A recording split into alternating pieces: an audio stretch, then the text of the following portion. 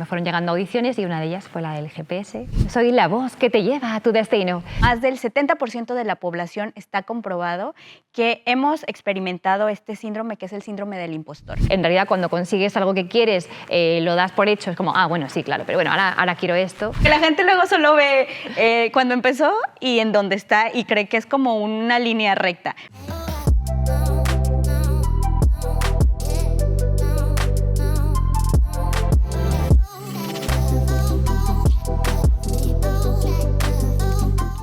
Hola, ¿qué tal amigos? Bienvenidos a este nuevo espacio que se llama Moviendo la Industria, este podcast en donde vamos a estar platicando con distintos talentos de la industria creativa que nos van a poder ayudar e ilustrar un poquito más acerca de cómo es que podemos romper este techo de cristal a través de distintas historias de cómo lo han hecho, de sus logros y de todos esos obstáculos a los que se han enfrentado. Este primer episodio me llena de muchísima emoción porque va a ser con una mujer súper talentosa, quien admiro muchísimo. Ella hace de todo en distintas industrias y bueno, seguramente ustedes la han escuchado también en su día a día, aunque no lo crean, está presente con ustedes, los acompaña a todas partes y ahorita les voy a contar por qué. Y es que hoy estamos en el estudio con Susana Ballesteros. Bienvenida, ¿cómo estás? Muy bien, feliz de estar aquí charlando. Oye, qué gusto tenerte aquí en este episodio en donde estamos arrancando el podcast. Y es que, Susana, tú haces de todo. O sea, déjenme les cuento. Susana es española, es periodista, es actriz de doblaje, cantante también. Empezó en la música desde chiquita y bueno, ¿qué más puedo decir de ti? De verdad que haces de todo. Ay, bueno, gracias. Intento organizarme, pero bueno, es un poco caos. Pero sí, mi día es variado, es muy variado. Oye, Susana, como les comentaba hace un ratito, tú nos acompañas diariamente en cualquier camino y cuentas. ¿De dónde has estado? Ya quizás muchos la reconocieron, pero es que ella es la voz oficial del navegador. GPS. Sí, sí, soy la voz que te lleva a tu destino. La verdad que para ser alguien tan despistada como yo, la verdad que me alegra un montón poder que mi voz se escuche en tantos lugares donde yo ni siquiera a veces he estado. O sea, por ejemplo, en algunos lugares de Perú, sobre todo en Latinoamérica, porque a pesar de ser española, la voz del GPS la grabé con las S latinas, aunque sí es verdad que tiene como un apoyo español. O sea, es la gira a la derecha en la siguiente intersección, pero en realidad es un apoyo, es una mezcla bastante creativa de la voz que quisimos crear para el GPS y bueno, ahí lleva ya unos años sonando. Así que bueno. Por ahí sé que también tiene que ver mucho tu historia, curiosamente, del GPS con tu historia familiar, ¿no? Sí, por muchos motivos. Para empezar, mi padre es conductor, mis abuelos, mis tíos, como que han estado en ese gremio de la conducción y cuando supe que iba a ser la voz del GPS, me sentí como que de alguna manera estaba trabajando en la misma industria, digamos, pero a mi manera, ¿no? En el mismo gremio. Y me hizo mucha ilusión. Luego, el trabajo con la voz en sí siempre me ha apasionado. Desde pequeñita me fijaba mucho en las voces de la gente, la manera de pronunciar, los timbres, los matices de la voz. Y sabía que quería trabajar con la voz, ya bien siendo cantante o trabajando en algo que no tenía en ese momento, cuando era pequeña no tenía nombre, pero que luego fue la locución. La verdad que justo creo que he podido desarrollar esa pasión que tenía de niña. Y lo que decías a lo mejor también, que veo que tiene que ver con mi infancia, es que yo siempre he sido muy miedosa de pequeñita.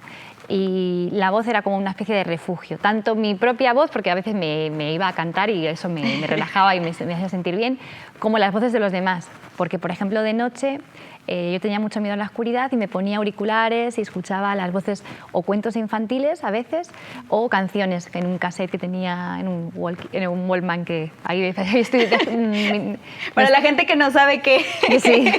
Era un aparato muy útil que usábamos, porque yo también me acuerdo, lo usaba muchísimo. Sí, entonces yo me iba a dormir así con los auriculares y me sentía acompañada, me sentía querida, ¿no? Y era una cosa para mí muy importante. Entonces ahora con la voz yo trato, incluso a través de la voz del GPS, que parece que es simplemente dar direcciones, pero tiene mucho fondo detrás, mucho subtexto, que en el fondo cuando uno está leyendo, yo estaba imaginándome a los conductores del tráfico, en el estrés y todo, y dándoles como esa sensación de tranquilidad, de está todo bien, bueno, estás acompañado, no sé, es algo que va como en la vibración de la voz y que de alguna manera llega, en mi opinión.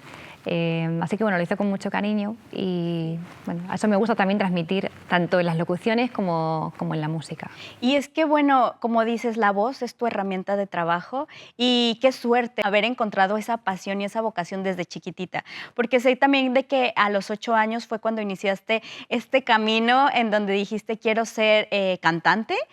Y bueno, cuéntanos cómo fue ese proceso desde que tenías esa edad hasta que dijiste, sabes que esto va a ser mi carrera y en esto me puedo desempeñar.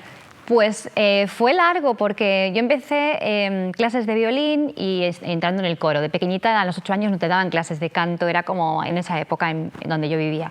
Era más, bueno, entra a aprender un instrumento, aprender solfeo y ahí estás en el coro a la vez. Pero no di clases de canto hasta un poco más mayor. Pero siempre he estado eso, en coros, en orquestas y he compuesto canciones en casa. Pero no me atreví a llamarme cantante porque sentía que había que ser alguien como muy especial. Tenía como la profesión de cantante idealizada. Me atrevía a pensar que podía ser cantante en una serie de animación, en una película, detrás como escondida, ¿no? Pero no a llamarme en sí cantante y dar conciertos. Como lo veía muy grande. Y eso sí que fue un darme cuenta, a raíz de también empezar terapia y hacer un poco de trabajo personal, darme cuenta de que, bueno, que soy yo, no tengo que ser Cristina Aguilera, no tengo que parecerme a nadie, yo soy yo y canto así y mostrarme un poquito más como soy y tener mucho menos miedo al que dirán. Estaba leyendo por ahí que más del 70% de la población está comprobado que hemos experimentado este síndrome, que es el síndrome del impostor. Que luego tenemos como estos modelos tan grandes y dices, es que sabes que yo no soy tan similar a tal persona o yo no tengo estas características. Claro, está relacionado mucho con la comparación, porque en el fondo tú piensas, yo no tengo esto que tienes la otra persona. Bueno, pero tú eres tú y la otra persona. Como que cada persona somos únicos y la carrera que yo puedo crear es diferente a la que puede crear otra persona, porque tengo otras cartas y juego con mis cartas, y la persona juega con sus cartas, cada uno tiene como sus ventajas, sus fortalezas y su estilo particular y su uniquidad, no sé, sus peculiaridades, que es lo que al final hacen que seas única, ¿no? Que seas única, lo que brilla y por lo que la gente te escucha, es por esa cosa que tienes tú y no tiene otra persona. Así que, pero tuve que despojarme de un montón de creencias, de limitaciones que yo misma me ponía, de miedos, pero un montón, todavía me quedan, pero sí, ha sido un proceso y estoy súper orgullosa de haberlo empezado. Claro, entonces, bueno, empiezas a inmiscuirte en todo este mundo del doblaje, tú seguías todavía en Madrid.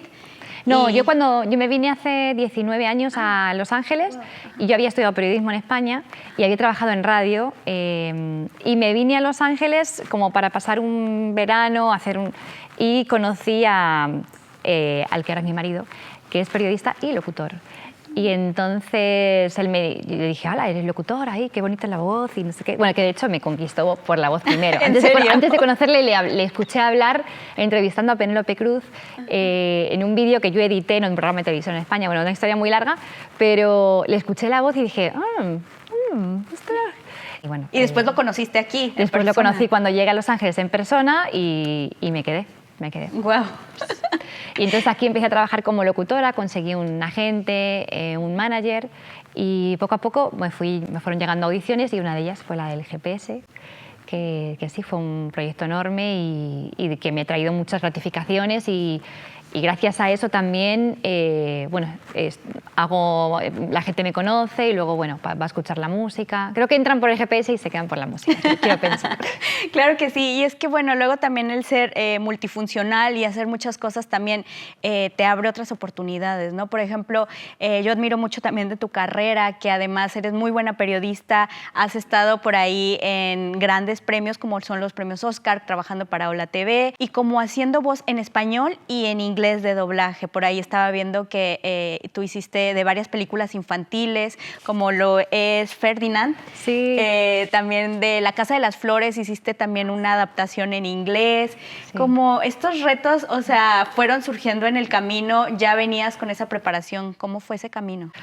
Pues largo, y creo que todas las cosas que hago van sumando para otras.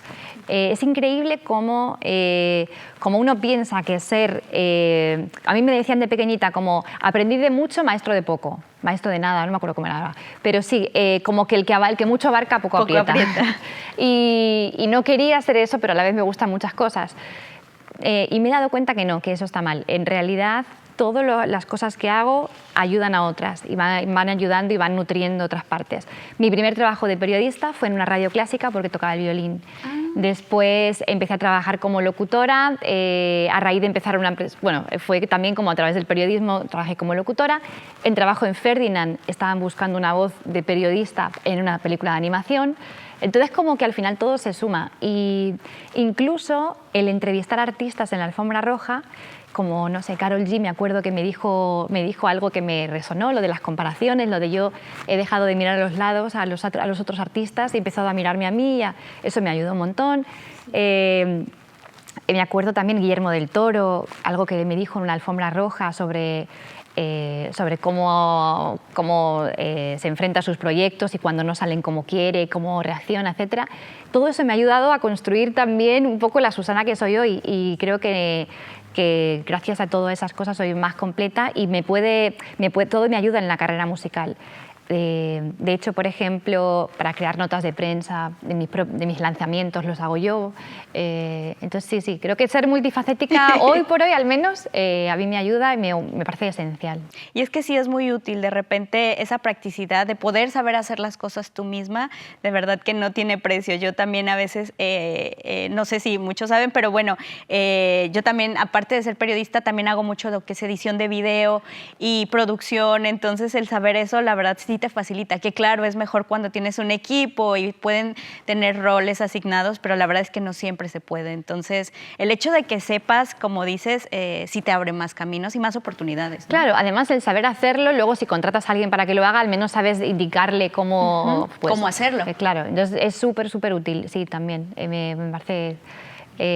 fantástico poder ayudar al productor a decirle cosas de la instrumentación, no sé, la parte de eso, de cómo funciona la industria como más globalmente, porque está en la alfombra roja, y entonces cuando vaya yo del otro lado de la alfombra ya sé lo que, yo qué sé, que a lo mejor el que me entrevista quiere una respuesta de 20 segundos y entonces no enrollarme. Ahora a lo mejor me estoy enrollando mucho, pero...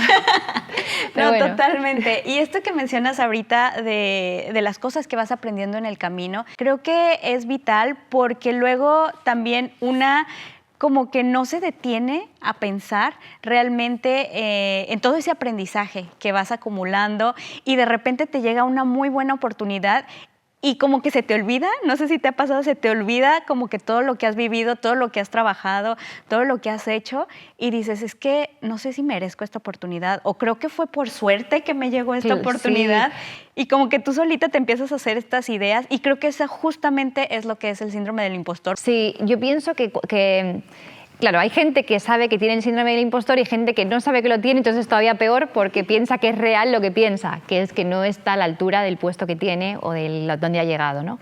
Y todos somos merecedores del puesto en el que estamos, si no, no estaríamos o no duraríamos. Creo que el síndrome del impostor está relacionado con un montón de otras cosas y tiene mucho que ver con el no creerse el feedback de los demás. Cuando te dan un reconocimiento, cuando te dicen después de un concierto, qué bonito, qué maravilloso, y por dentro estás pensando, me lo dice para quedar bien, no, ha tenido no sé qué fallito, ha tenido no sé qué, y no te fías de todo el reconocimiento que estás teniendo, bueno, ahí obviamente hay un síndrome del impostor, una inseguridad, una hiperexigencia, un compararse con, no, todos los demás sí saben esto y sí están donde deben de estar, soy yo el único que no está bien colocado, no estoy en el lugar que... Y justamente estaba, fíjate, leyendo un dato muy interesante que yo no sabía, que justamente también se da mucho en cuestiones de género. Por ejemplo, de que en una industria, no sé, todos son hombres, no sé, digamos en la industria de la metalurgia, digamos, o campos que son históricamente pues más prevalecientes por hombres, y que luego entra, por ejemplo, una chica y es muy buena, o sea, si está ahí es porque es muy buena y tiene el conocimiento. Sin embargo, es muy común que porque ya se asoció una profesión o algún rol a un género, ya de pronto ahí ella cree que no es tan buena como los demás. ¿A ti en algún momento te llegó a pasar, no necesariamente en este tipo de industrias, pero en alguna parte de tu carrera que tú sintieras eso? Sí, bueno, me pasa...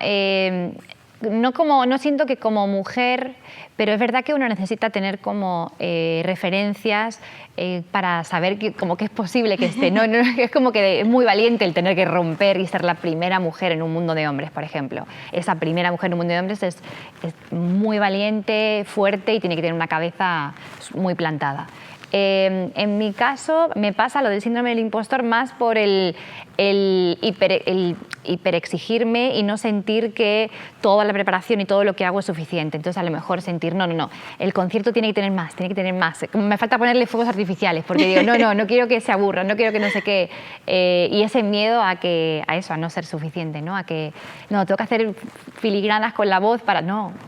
Y tengo que recordarme ya a mí misma, está bien lo que estoy haciendo.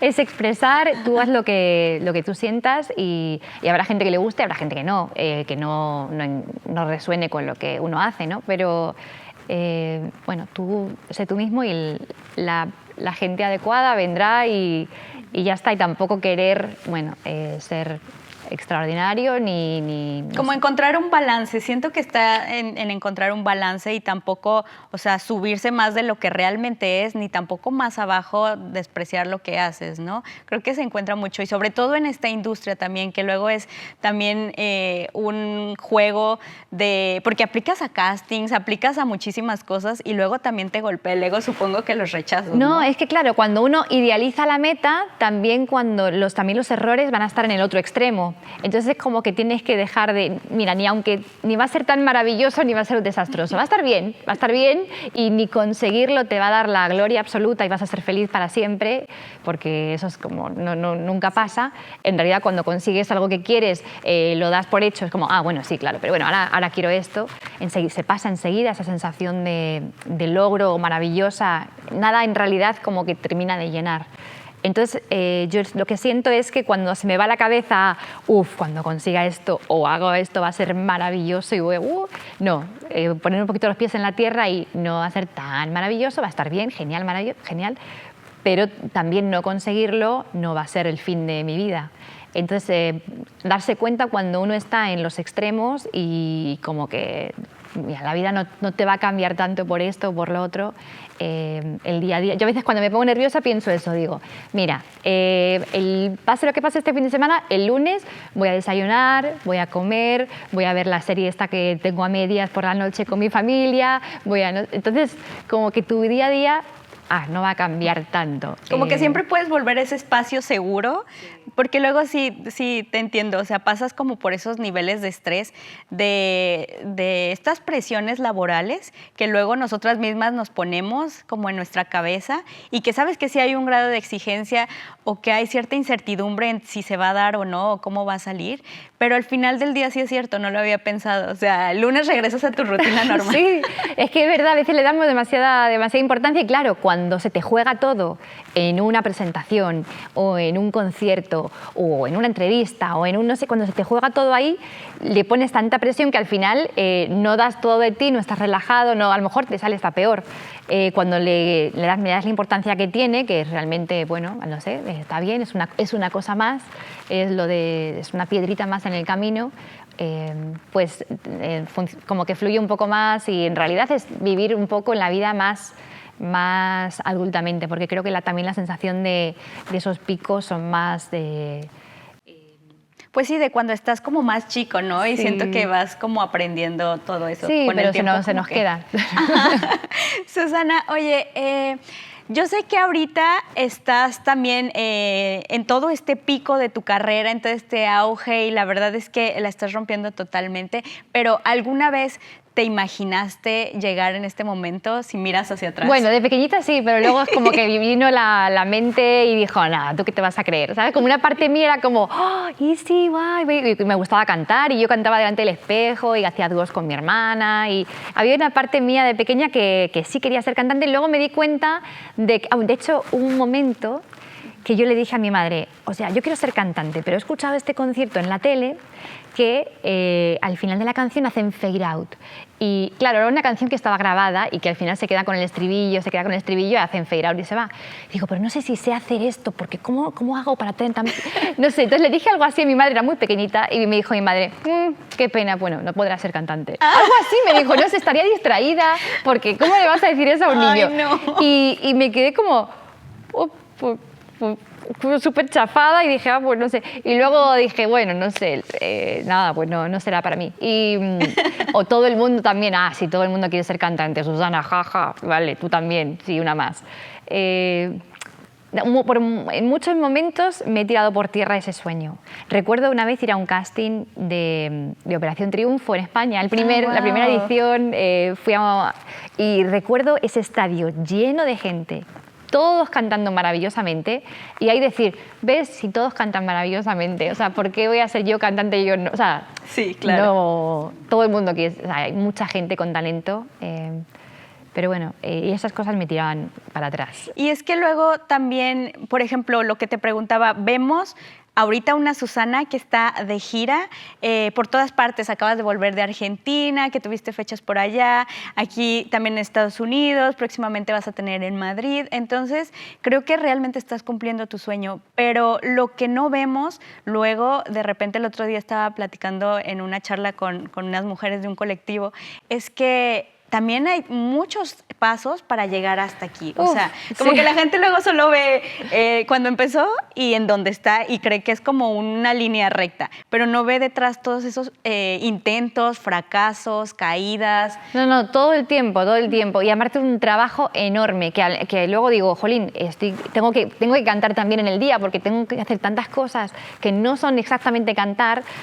Pues yo me buqueo en los propios conciertos, tengo que, yo qué sé, el guitarrista acompañante, pasarle las referencias, tengo que hacer, no sé, millones de cosas, no sé, la canción, el productor, el videoclip, para dónde grabo el videoclip, qué bailarines, el no sé qué, la cámara, millones de cosas que ocupan todo el día y luego, claro, fallos constantemente porque, me faltó hacer esto, si lo hubiera hecho antes del viernes ya hubiera estado para no sé qué, ya podría haber hecho el siguiente paso de no sé qué, o el videoclip, no, me falló esta parte de el maquillaje no quedó como quedaba, o el pelo no quedó, o el no sé qué, entonces, no sé, o la canción, al final tú tienes una idea en la cabeza ideal y la canción, una vez que la grabas, el arreglo, no termina de quedar como la versión en mi cabeza. Entonces son frustraciones como un poco continuas que están en el día a día, en el fondo, es el trabajo. Y también pensar que lo que te decía antes, que no es nada glorioso, o sea, al final es el trabajo día a día. Y eso, mucho pico pala.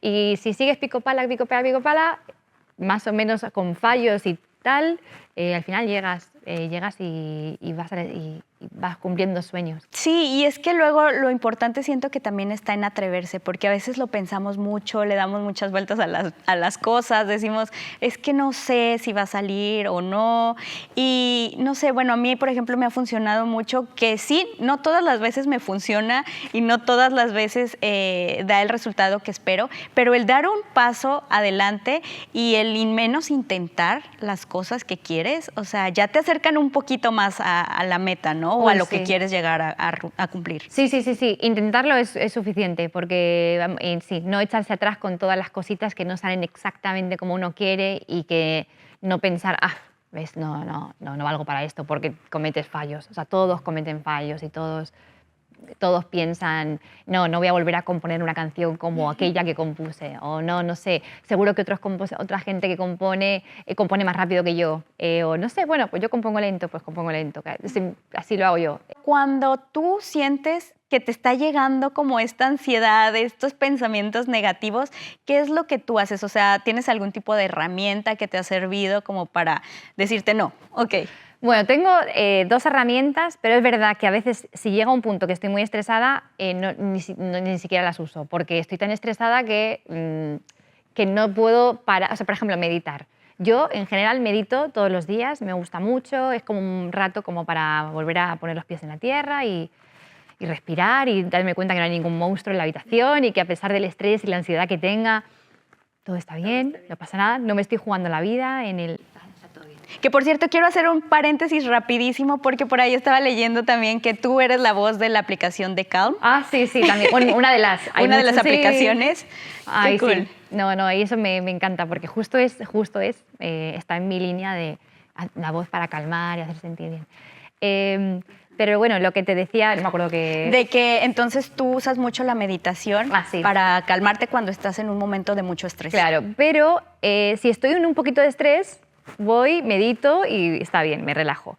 Pero ahora bien, me ha pasado recientemente que tenía muchas fechas y muchas cosas y luego imprevistos que pasan, que el guitarrista no puede, no sé qué, de repente, no, hay muchos imprevistos. Que el ensayo que no se puede poner a esta hora porque tal no puede y en el sitio de ensayo y entonces no sé, bueno, cosas que pasan que uno debería relajarse y meditar, pero es como que la cabeza, no hay tiempo. No, te bloqueas, o sea, no hay como tiempo de sentarse porque de verdad te va a explotar la cabeza. Claro, pero en el fondo no es tanto, lo que tienes que hacer no es tanto de tiempo, sino de tomar, a veces tardo mucho en tomar decisiones, lo que más tardo es...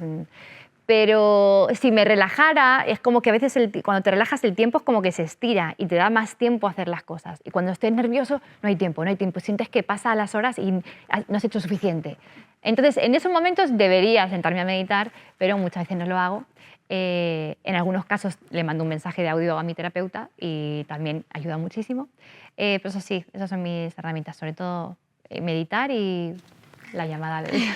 No, pero la verdad es que sí ayuda porque luego uno no sabe muy bien cómo controlar esos momentos de estrés, ya sea que estés en una situación laboral o en una situación personal o de todo tipo, ¿no? O sea, todas las personas sentimos estrés en algún momento y creo que es importantísimo poder identificar qué hacer en esos momentos, no nada más bloquearte y quedarte paralizado. Bueno, y darte cuenta de que muchas veces es una cosa lo que va mal y ya tú de repente te aparece el pensamiento de que lo globaliza todo y que piensa que todo está mal. Y en realidad es, espérate. Exactamente definir qué es lo que está mal o qué es lo que no me funciona o qué es lo que...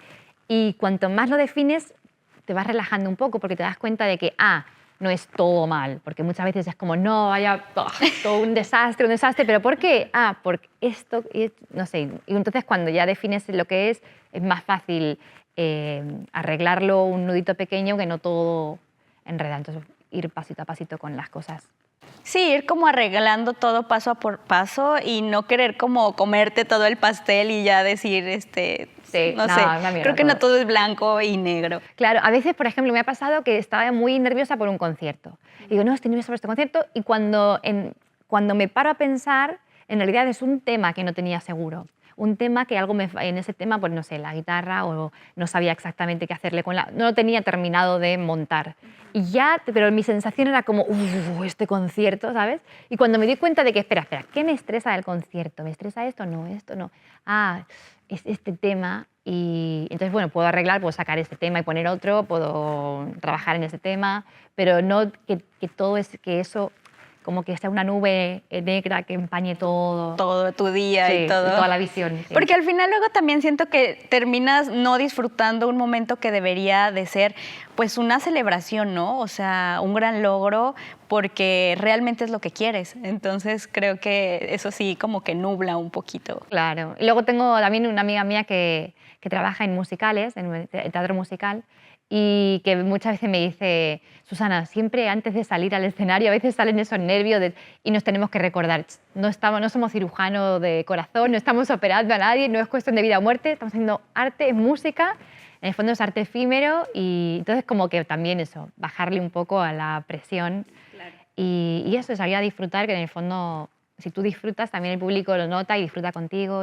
Sí, se siente como más ligero el ambiente, porque luego la gente también percibe eso, o sea, sí se siente cuando tienes estrés. Y bueno, creo que una de las cosas también que ayuda muchísimo para luego combatir lo que es este síndrome del impostor y sentirnos como que no somos merecedores, también estaba leyendo que tienes tú también que celebrar, saber cómo celebrar tus logros y saber apreciarlos. ¿Tú cómo lo haces? O sea, ¿cómo ha sido ese proceso? ¿Ya aprendiste como a sentirte como...?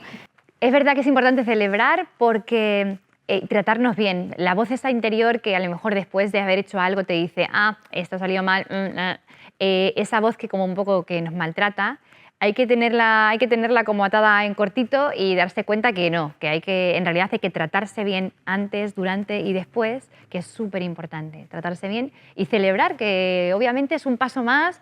Mira, el otro día me emocioné mucho porque iba por la calle y escuché una chica que iba con un estuche de violín, iba con su madre y la madre la quería hacer una foto en la puerta del colegio porque acababa de dar un concierto. Ponte ahí que te hago una foto, no sé qué. Y la niña, no, it wasn't even a good performance, mom. Como que estaba, como no quería la foto porque ni siquiera como que le había salido bien. Y me daban ganas de decirle, o sea, es un paso más, es todo o sea, te has preparado para estar aquí, has salido, has tenido la valentía de salir. Y bueno, puede haber algún error o algo, pero es un paso más en la vida. Va a haber good performances y malas y buenas y de todos los colores, y eso hace la carrera. Pero no un pequeño errorcito que claro, pasó ese por ahí. maltrato que a veces uno tiene cuando las cosas no salen perfectas y ya piensa que todo mal y ya está, no valgo para esto. Darse cuenta que, mira, lo tenemos todos y si las grandes, y además yo se lo he escuchado también decir a grandes artistas, entonces si los grandes artistas les pasa, es que está bien, no pasa nada, no te tienes que preocupar. Eso, al fin y al cabo creo que somos humanos y luego se nos olvida, ¿no? Que también se permiten los errores y que no todo va a salir perfecto ni todo va a salir como lo esperábamos. O sea, y creo que independientemente luego de cualquier industria lo tiene. O sea, incluso cuando estamos en la escuela, de que, como dices, ¿no? Estamos chiquitos y creemos que debemos siempre tener las mejores calificaciones, ser el mejor en la clase, la mejor, la más destacada, esto y aquello. Y si no llegamos a esos lugares, o sea, ya fallamos como en todo. Sí. Cuando no es así. No, yo creo que está relacionado con eso, con el que me quieran. Si no soy buena, ¿qué soy? Si no soy buena en esto, ¿cómo me van a querer? O sentir que la valía está pegada al éxito. Sí. Y que el respeto, el merecimiento, el amor dependen del rendimiento. Y no está ligado el amor, el respeto, el cariño al rendimiento.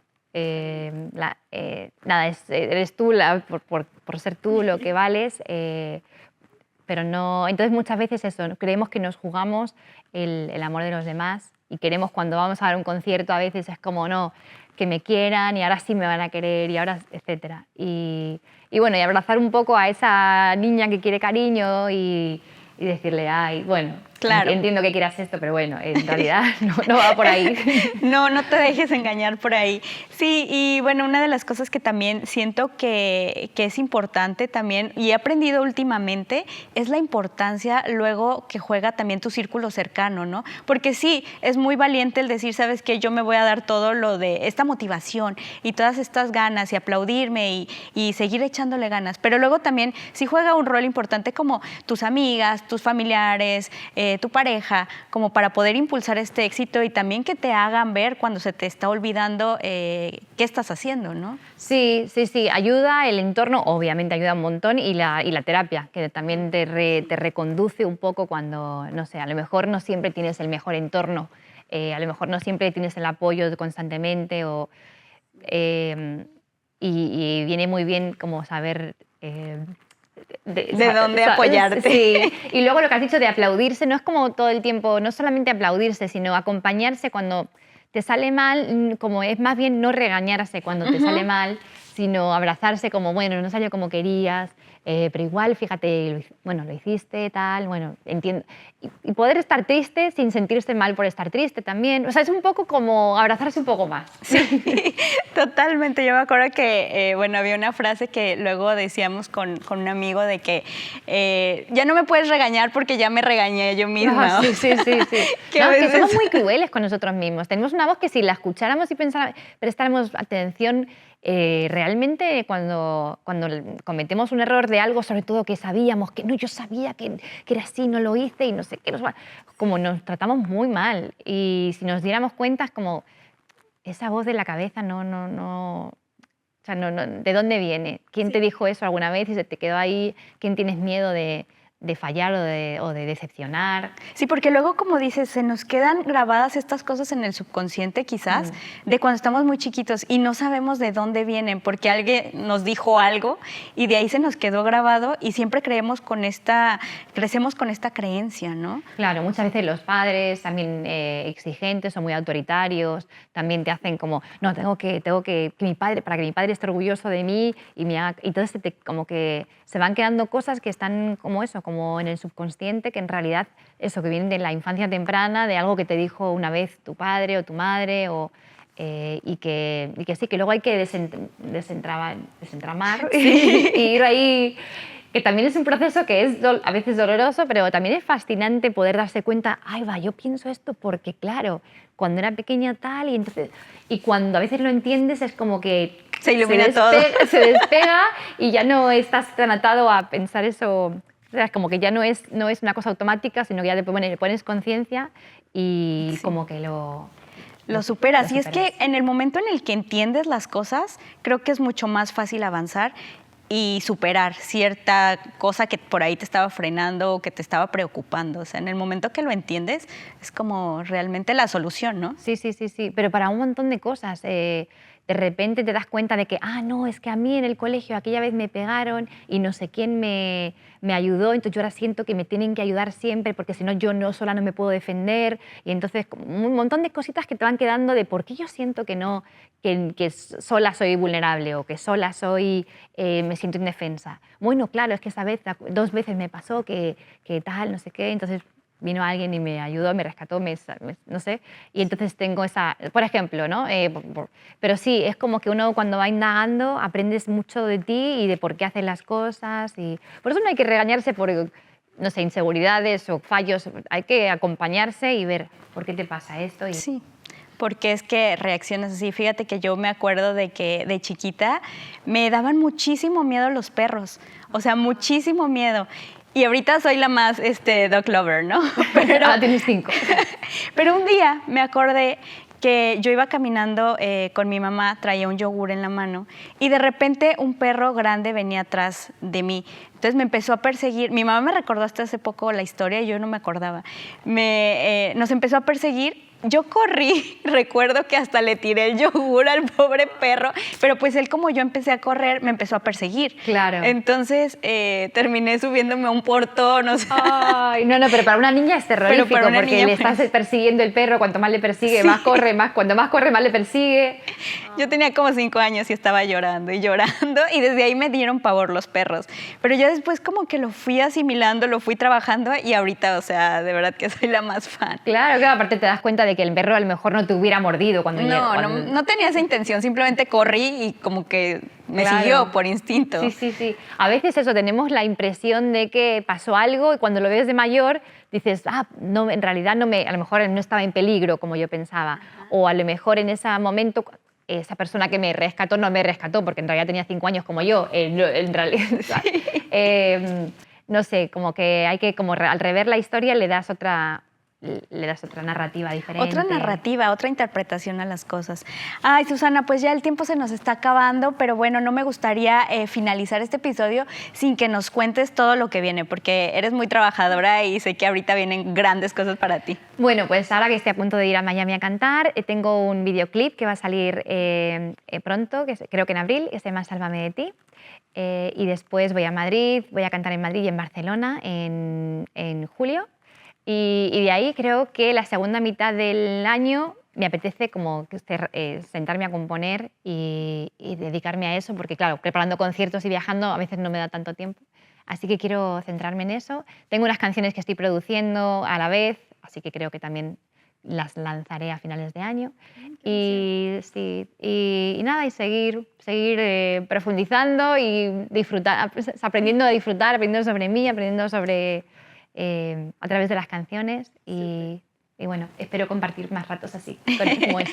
Claro que sí. Ya nada más la última pregunta. ¿Qué consejo le darías a todas esas mujeres que buscan ascender en industrias creativas, bueno, en cualquier industria, y poder, pues sí, o sea, romper todos estos estereotipos de género que de repente nos limitan para acceder a poder, a posiciones de poder más alto o posiciones destacadas en cualquier tipo de industria? ¿Qué nos diría la chica del GPS? Bueno, yo diría que para llegar a tu destino tienes que seguir tu corazón. Bueno, es muy típico, ¿no? Pero creo que tomar las cosas paso a paso, aprender a autogestionarse, aprender qué es lo que yo necesito, como que dividirse y dividir la parte mía que hace las cosas, que ejecuta, que trabaja, que canta, que hace lo que sea, y la otra parte es como mi propio manager. Y entonces la parte mía manager es la que ayuda a la otra y ¿qué necesitas? Vale, yo te voy a buscar aquí esto, lo otro, el puesto mejor y toma decisiones como más fríamente y luego está la parte que hace. Entonces como que llevarnos a nosotras mismas a cumplir nuestro propio deseo. Autogestionarse me parece súper importante para depender menos de los demás, aprender a cómo funciona la industria de diferentes maneras y nada, eso, la verdad que escucharnos y confiar en nosotras que somos suficientes. Totalmente, me encanta. Pues muchísimas gracias, Susana. Un honor haberte tenido aquí en Moviendo la Industria. Un placer, muchas gracias, Nani. Y bueno, así me despido. Recuerden seguirnos en todas nuestras redes sociales. Aquí se los dejo en la descripción y estén muy atentos a nuestro próximo episodio. Yo soy Nani Cárdenas. Nos vemos hasta la próxima.